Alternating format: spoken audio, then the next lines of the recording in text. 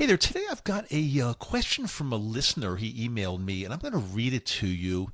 It's really interesting, and what I want to ask you to do, I want to get your opinion on this because I think so many people are in this situation, and I'll just go ahead and read it and see what you think, and I want you to get back to me and let me know your answer. So let's get started. This is Microdose U, and I am Dr. Dave. Welcome. Enter the world of magic mushrooms with Microdose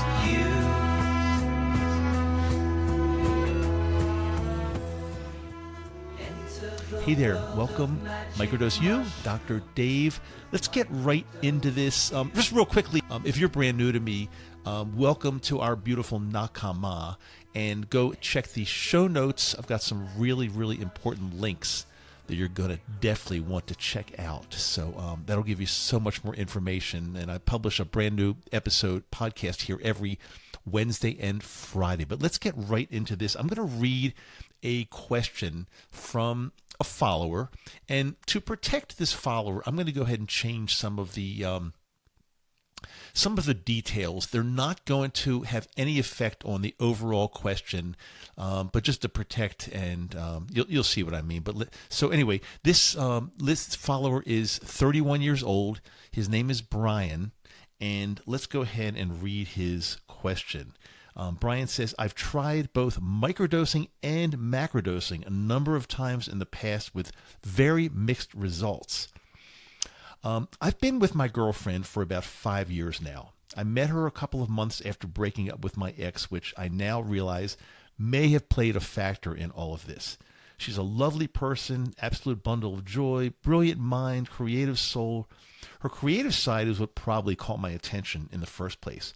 And looking back over these several years, I've realized a number of my actions were unfaithful. I've been attracted to other women, and especially one in particular. I've never cheated, but I'd be lying if I said I didn't think about it. Okay, so a few years ago, I accidentally stumbled upon someone online who can I only describe as, I think they're my soulmate.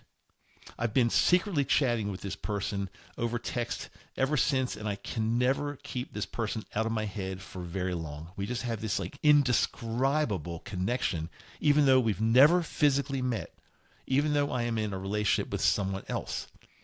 I don't know why I never thought of breaking up with my current girlfriend. Looking back, I feel kind of silly for not realizing I'm not 100% into this relationship. And to be fair, I probably should have broken it up a long time ago. 4 years ago, we bought a house together, and now that we're living together, she recently asked me, let's get married. And I said, I'm just not sure. I can't help but feel there's something missing. I don't want to break her heart. I don't think it would just break her heart. I think it would crush it. I'm her first partner, and she doesn't have much family to rely on. She's also got some, let's say, some mental health issues that I think would really be very difficult for her to handle if I did break up with her. It's hard to condense all of this into a short email, but I hope this makes sense. My ex-girlfriend broke my heart, and after that, I promised myself that I would never do that to anyone else. So right now, Dr. Dave, I don't know what to do. Am I just selfish or what? Thank you very much for reading this, and I hope to hear from you soon. Brian. Okay, Brian. Well, thank you for sharing that, by the way. That was, you really kind of spilled your guts there, Brian. What I want to do is I want to ask all of my listeners to weigh in on this and send their opinion. Because, there are two main thoughts. First of all is, don't break her heart. She's a lovely woman, and you've got to stay with her because that would be horrible. She's already got some mental health issues, and if you break her heart, she's going to spiral downhill. And the other side of the coin is, no, look, you've got, you're only 31 years old, Brian. You've got a long way to go. And if you start off in a relationship that you're not really into and you don't feel that she's your soulmate, what's going to happen 10 years from now or 20 years from now? What's going to happen with your life? So there are kind of two schools of thought, and then maybe somewhere in between both of those. Without giving my opinion, I will share that I've been through much of this in my life. My first marriage. I mean, I think at the beginning it was good, and I've got two wonderful kids out of that first marriage. But there came a point in the marriage where I felt, and my ex-wife probably felt the same thing. I don't know for sure, but it felt like just things weren't working out with the two of us together. But it took many years after that before we finally decided that this is not going to be good. So let's break it off. But we were married for 23 years.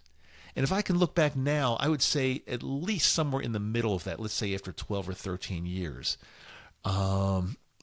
it just, I knew in my heart that something, I was playing along with it, having fun, doing the things we do, but I'm not proud of that. But something wasn't right there, and it should have been broken off earlier than it was. So I spent probably the second half of the marriage, 10 to 13 years or so, something like that, living in a situation where I knew in my heart something wasn't right. And I'm quite positive that's what weighed into my mental health issues that reared their ugly head later than that. Because as I've said before on this show, when you have something that's going on in your life that is not working out for you, whether it's a relationship, a job, it could be anything.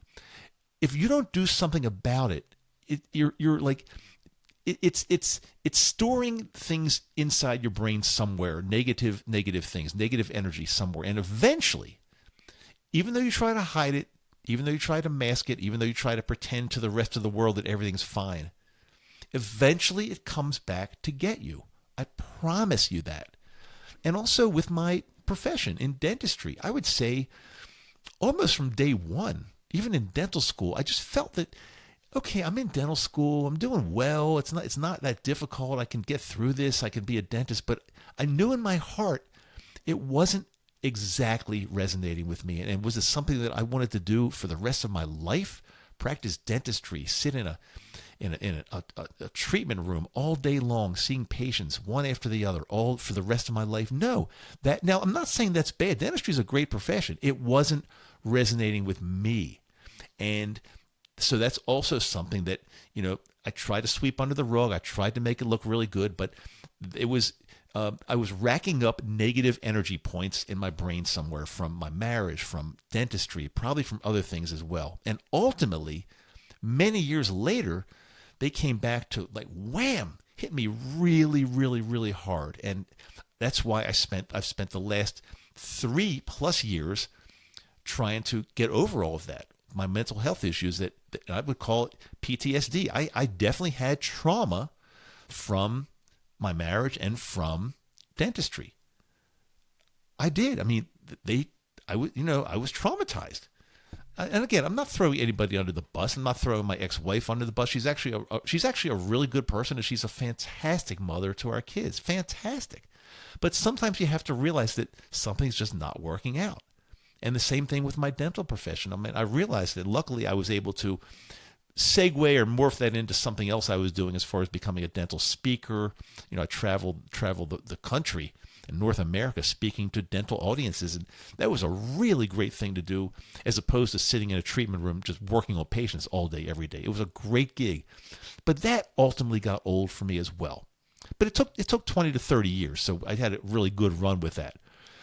So I'm not a stranger to any of this stuff, Brian. I've been through things in my life that I knew in my heart that were not really working out for me. And in both cases, I did something about them.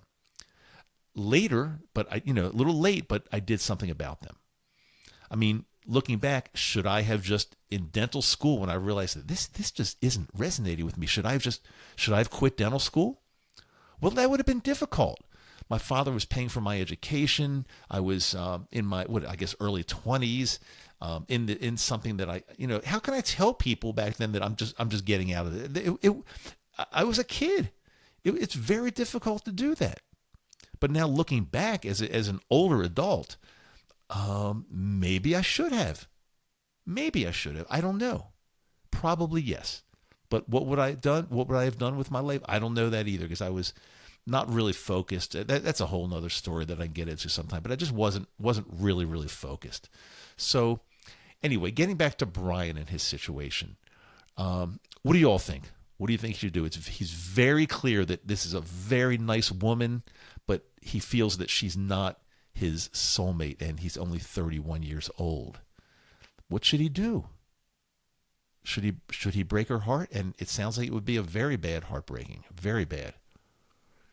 But one of my questions, is it better to do it now or to go for years or decades and then have a major problem where something is just not working, and maybe both of you have some type of mental health issues because of this, you're both traumatized from it. You wake up every day knowing that it's not the right thing for you. How long can that last? Well, some people make that last really long, but again, they rack up these negative energy points in their brains, and it's going to take a tremendous toll. The longer it lasts, the bigger the toll is. There's no question in my mind. So I haven't really given an opinion. I've hinted because I've told you that I've been through a lot of this stuff in my life, and that's what led me to my mental health issues. Depression and anxiety and more, and PTSD, and probably some other crazy stuff, I'm sure. But without giving my answer, let's hear what you all have to say. I've never really done this. I've never really done a podcast and then not given my opinion or answer and said, well, I don't know. Let's hear what you have to say. But I'm going to try this for the first time. So I'd love to hear. You can reach me on Facebook Messenger. You can reach me by my email, which is simply dave@mado.com, dave@madow.com. By the way, it's always in the show notes. In case you're listening to this while you're driving or doing something you can't pick up a pen or a pencil or type it in somewhere, everything is always in the show notes. You can reach me. Or on my website, my brand new website, by the way, microdoseu.com. It's all one word run out, microdose and the letter U, microdoseu.com. Check it out. I think you're going to like it a lot. I put a lot of work into this thing, and it's always a work in progress, but I put some work into this. So I think you're going to love that. And also, just to let you know, before I run today, and I'm expecting your answers, by the way. I'm expecting your answers. And I'm going to get an email out probably today or tomorrow, but I've got a couple of openings. Dr. Denise and I have a couple of openings right now in our hands-on, one-on-one program, How to Harness the Power of Microdosing. And this is a program for you if you want to get into this, or you're already into microdosing, but you can't seem to make it work, or you don't know what you're doing or don't know how to make it work. And you just need somebody to hold your hand and walk you through the entire thing and talk to you about anything you want to talk about. It's a one-on-one intense program, and we can do this for you. So again, go into the show notes, check it out. I've got a little bit of information there, but I've got a couple openings right now. Some people are finishing up the course. They're graduating, and so that's going to free up a little bit of our time. Happy to help you. So just check that out if you like. And again, get your answer to me, get your opinion on me for my question in the show, and I will share it on a future episode for sure. Until next time, and again, I thank each and every one of you. You're part of our Nakama, our family, our tribe, our colleagues, our compatriots. That's what Nakama is all about. We're all together in this, giving our energy to each other, helping each other out, and loving it as we go, because we are pioneers and we're forging our way forward, and we're just doing this, guys. We're doing it, guys and gals, of course. When I say guys, it's collectively, means everybody. You got to be careful these days with like pronouns and stuff. Like, people are going to get offended with, anything you say if you don't qualify it these days. So I just laugh sometimes at all that. I hate to say, it's just sometimes craziness makes me laugh. Anyway, okay, enough of that. I'm Dr. Dave, Microdose U. I love you. I say that at the end of every I can't talk today. At the end of every episode, because I truly mean it from my heart. I do love you. Thanks so much for being here. If it wasn't for you, we wouldn't have a show, because nobody would be listening to me. But I've got you, and that's all that counts. See you next time.